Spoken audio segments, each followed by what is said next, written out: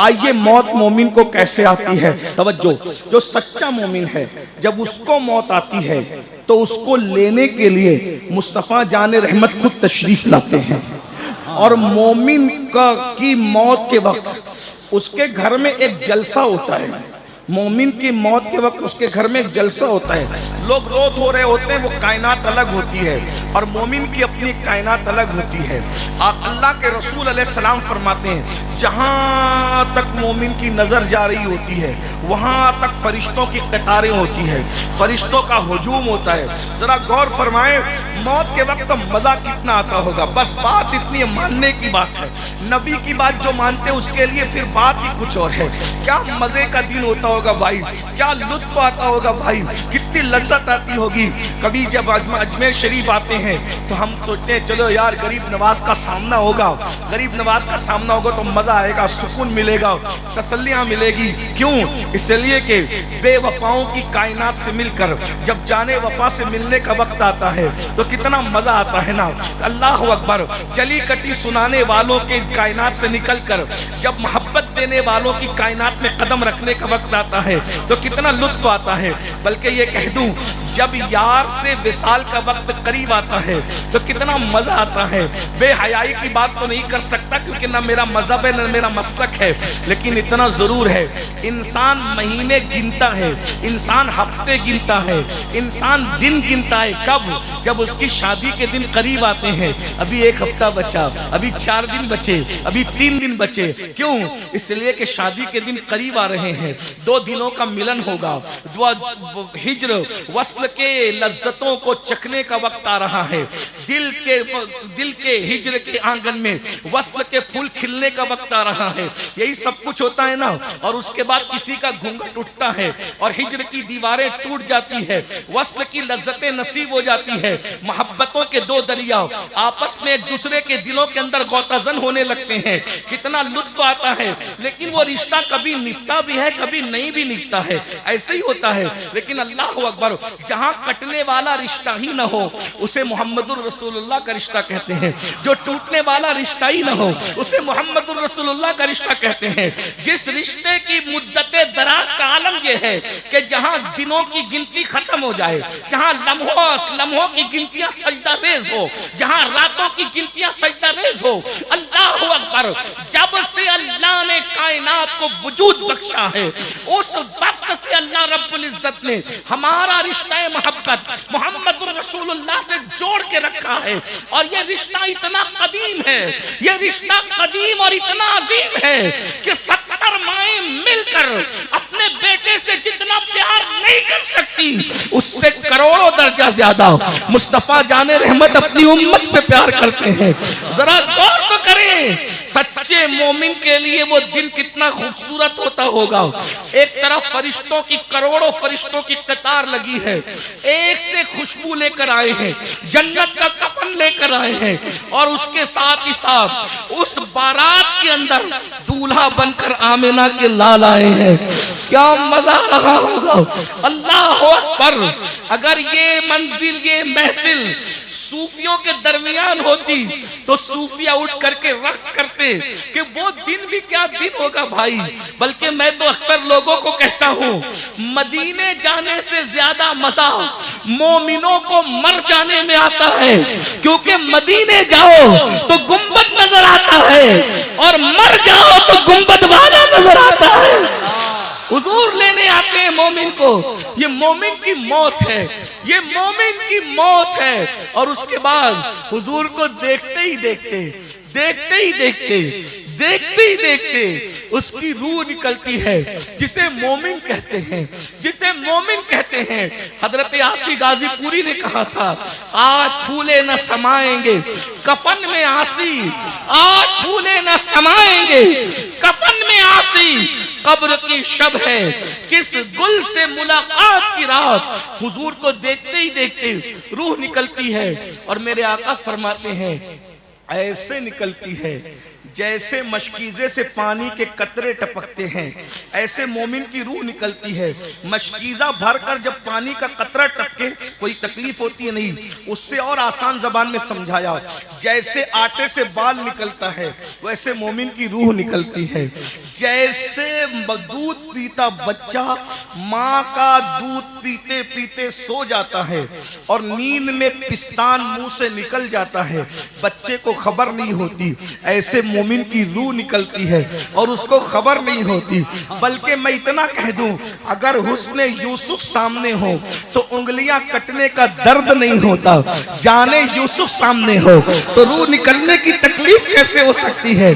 मेरे इमाम कहते हैं, जान तो जाते ही जाएगी कयामत ये है, जान तो जाते ही जाएगी कयामत ये है। अब यहाँ मरने पे ठहरा है नजारा तेरा, अब यहाँ मरने पे ठहरा है नजारा तेरा।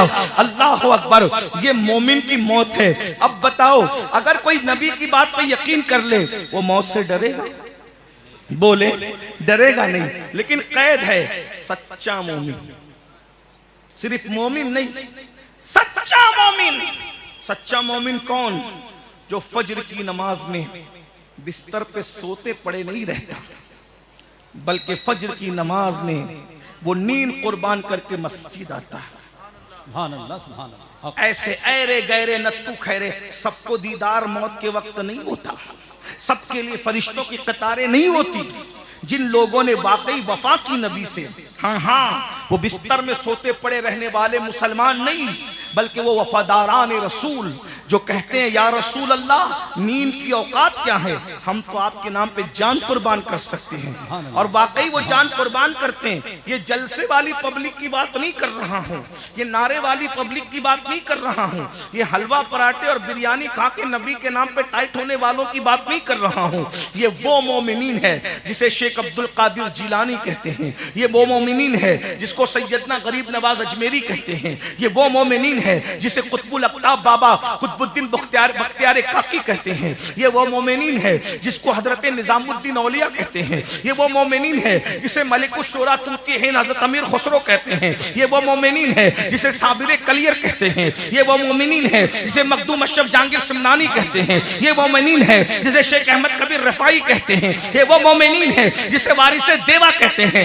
ये वो मोमिनीन है जिसे शाह बरकतुल्लाह कहते हैं, ये वो मोमिनीन है जिसे इमाम अहले सुन्नत मुजद्दिद मियत माजिया कहते हैं, ये वो मोमिनीन है अल्लाह अकबर जिन्होंने नींद की परवाह, और हम भी उसमें शामिल हो सकते हैं अगर सच्चे मोमिन बन जाए। सच्चा मोमिन कौन? जो मस्जिद में हाजिर रहे। सच्चा मोमिन कौन? जो अपनी जबान से कसदन झूठ न बोले। सच्चा मोमिन कौन? जो कभी नशा न करे, जो कभी शराब न पिए। सच्चा मोमिन कौन? जब भी कोई औरत उसके सामने नजर आए तो वो ये सोचकर नजरें झुका ले अल्लाह देख रहा है। वो गैरत वाला खुदा, अगर मैं किसी औरत पर पाप की नजर डालूंगा तो अल्लाह नाराज हो जाएगा, इसलिए मैंने किसी औरत पर पाप की नजर नहीं डालना।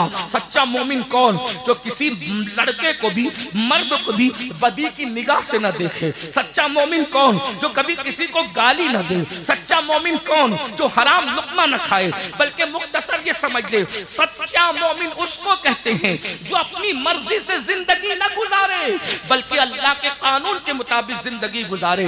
वो उठे तो अल्लाह के कानून के मुताबिक, वो बैठे तो अल्लाह के कानून के मुताबिक, वो सोए तो अल्लाह के कानून के मुताबिक, वो उठे तो अल्लाह के कानून के मुताबिक, वो जागे तो अल्लाह के कानून के मुताबिक। जिंदगी ये हो मैं सो जाऊं या मुस्तफा कहते कहते, खुले आंख सल्ले आला कहते कहते, हाँ उसे गाने सुनने से सुकून न मिले, उसे मुस्तफा जाने रहमत की नातों से सुकून मिले। आपसे पूछता हूं, अरे मरते वक्त उस इंसान को नबी का दीदार कैसे हो सकता है जिसने पूरी जिंदगी हीरोइन के जुल्फ और रुखसार की बातें सुनी हो, किसी के लंबे बालों पर जो फिदा हुआ हो, जो गाने सुन करके रोया हो, हीरोइन की जुदाई के मनाजिर को सुन देख करके जो रोया हो, उन्हें कैसे दीदार होगा? नादानो, जिनको आंखें बंद करके ख्वाब में दीदार नसीब नहीं हो सकता, उनकी आंखों की गंदगी की वजह से वो जागती आंखों से मौत के वक्त नबी का दीदार करेंगे? नहीं। पिक्चर के पोस्टर देखने वालों, औरतों को पाप की नजरों से घूरने वालों, बल्कि बड़ी बात यह है कि ऐसे लोगों के मुंह पे कलेमा आ जाए। बल्कि जो अपनी आंखों से औरतों को पाप की नजर से देखते हैं, जो अपनी आंखों से औरतों को पाप की नजर से देखते हैं, बुजुर्गों ने फरमाया मरते वक्त उनकी जबान पे कलमा भी नहीं आता। आज कितने जवान हैं, कितने मर्द हैं जो अपनी आंखों पर जो है वो अल्लाह की गैरत और अल्लाह के अजाब को सामने रखकर हया का पैरा बिठाए हुए हैं। मेरे भाई, आज हमारी आंखें क्या क्या देखती हैं। सफेद कपड़े पहनकर, इत्र लगाकर, टोपी पहनकर, दाढ़ी की तराश खराश से कोई सच्चा मोमिन नहीं होता। मोमिन का ताल्लुक कपड़े से नहीं है, मोमिन का ताल्लुक दाढ़ी की तराश खराश से नहीं है, मोमिन का ताल्लुक खूबसूरत टोपियों से नहीं है, मोमिन का ताल्लुक तकवे वाले दिल से है। अतकवा हाँ होना, अपने अंदर डूबकर सोचो, क्या हम सच्चे मोमिन हैं? बहुत माफी के साथ, जिनकी सालियां उनकी पाप की नजर से महफूज न रह सके, क्या वो सच्चे मोमिन हैं? जिनकी गली की भाभियां जिनकी पाप की नजर से महफूज न रह सके, क्या वो सच्चे मोमिन हैं? बड़ी माजरत के साथ, गली में खेलने वाली नन्ही नन्ही छोटी छोटी 7 और 6 साल की बच्चियों को जो कौम पाप की नजर से देखे, क्या वो सच्चे मोमिन? नहीं। मैं आपको नहीं कह रहा हूं, लेकिन ये हकीकत है, ये सच्चाई है। आज आंखें इतनी गंदी और पापी कर ली गई है। आप क्या समझते हैं, मरते वक्त इंसान की पूरी जिंदगी का एंड होता है, तो जो उसने दुनिया में सब कुछ किया है उसके दिमाग में वही घूम रहा होता है। आसान जबान में समझाऊं, जब आप बिस्तर पे लेटते हो तो आपके दिमाग में क्या घूमता है? जो दिन भर आपने किया है, सही है, जो दिन भर आपने किया है, नींद के वक्त वही घूमता है। बस यही मौत है जो जिंदगी भर किया है, मौत के वक्त वही घूमता है। यही सब करते थे ना। अपने मोबाइल की गंदगी का तसव्वुर करो और फिर रूह के निकलते वक्त का तसव्वुर करो। दिन भर गाली गलौज करने का तसव्वुर करो और मौत के वक्त। एक शख्स मर रहा था, किताबें भरी हुई है इस पर। एक शख्स मर रहा था, मरते मरते कह रहा था, वो हम्माम वाली कितनी अच्छी थी। मैं तो लोगों को कहता हूं, अल्लाह के गजब को चैलेंज करने वालों, कब तक पाप करोगे? मरना नहीं है। अरे रसूलुल्लाह की वफा में मर जाओ। जन्नत बहुत छोटी चीज है। नबी तुम्हारे घर चल के आएंगे, नबी के सामने जन्नत की हैसियत क्या है? अरे नबी के सामने जन्नत की हैसियत क्या है? नबी जहां कदम रख दे, उन जर्रों में करोड़ों जन्नतें सिमट आती हैं। सुभान अल्लाह, सुभान अल्लाह, हक है, हक। जन्नत कनीज है दरे मुस्तफा की, सब जन्नत के मुतलाशी है और जन्नत कूचे मुस्तफा की कनीज बन करके आई। न क्यों आराइशे करता खुदा दुनिया के सामन में उन्हें दूल्हा बना के भेजना था, बस में इनका में। और उसी का एक मिसरा है, हजारों जन्नतें आई उतर कर कुएं जाना में। जन्नत क्या चीज है? जिसके घर में चल के मुस्तफा जाने रहमत आए, अब उसे जन्नत की हाजत क्या है? जन्नत बहुत बड़ी चीज है नबी के सामने।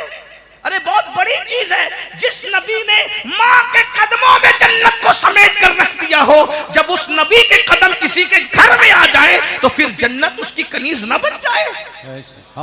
बल्कि जिनको नबी की वफा मिल गई वो तो बड़े फख्र से कहते हैं, सैरे गुलशन कौन देखे, दश्त तैबा छोड़कर सूवे जन्नत कौन जाए, दर तुम्हारा छोड़कर।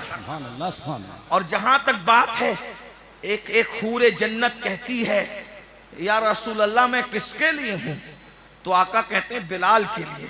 और वो भी मैंने कह दिया, पता नहीं बिलाल कबूल करेंगे या नहीं करेंगे। इसलिए कि आशिकों को हूरों से क्या काम है?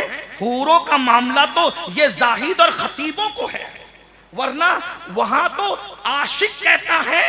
आशिक क्या कहता है सुन ले, वहां हूर और नहेर और कौसर और सलसबील और ये और वो सब अपनी जगह हकीकत है, लेकिन आशिक कहता है मुझे कौसर का जाम चाहिए, मुझे चाहिए कौसर का जाम, ना नहीं चाहिए। ये आशिक की हिम्मत है कहने की। और कैसे नहीं चाहिए और कब नहीं चाहिए? आशिक कह रहा है शरबत न दे, कौसर का शरबत न दे, न दे, शरबत न दे, न दे तो करे बात लुत्फ से। महशर में कोई कौसर पी रहा है झूम के, ओ पी लो प्यासो तुम प्यासे हो कौसर के, तुम कौसर पियो। हम क्यों आए हैं? शरबत न दे, न दे तो करे बात लुत्फ से। ओ मेरा महबूब, जब सबको शरबत पिलाया जा रहा हो कौसर का, हमसे सिर्फ प्यार से बात कर ले, बस प्यार से बात कर ले तो क्या हो? शरबत न दे, न दे। मुझे इतना लुत्फ आ रहा है अभी, कैसा लग रहा है, हाय हाय हाय। बस बात महसूस करने की है। बरेली का ताजदार क्या कह रहा है? शरबत न दे, न दे, क्या गैरत इश्क है। शरबत न दे, न दे तो करे बात लुत्फ से। शरबत न दे, न दे तो करे बात लुत्फ से। ओ ये शहद हो तो फिर किसे परवाह शकर की है। सुभान अल्लाह, सुभान अल्लाह, सुभान अल्लाह, सुभान अल्लाह। ये शहद हो, ये शहद हो तो फिर किसे परवाह शकर की है। ये शहद हो तो फिर किसे परवाह शकर की है। आशिकों को कौसर में वो लुत्फ नहीं आता जो महबूब की बातों का जाम पीने में आता है।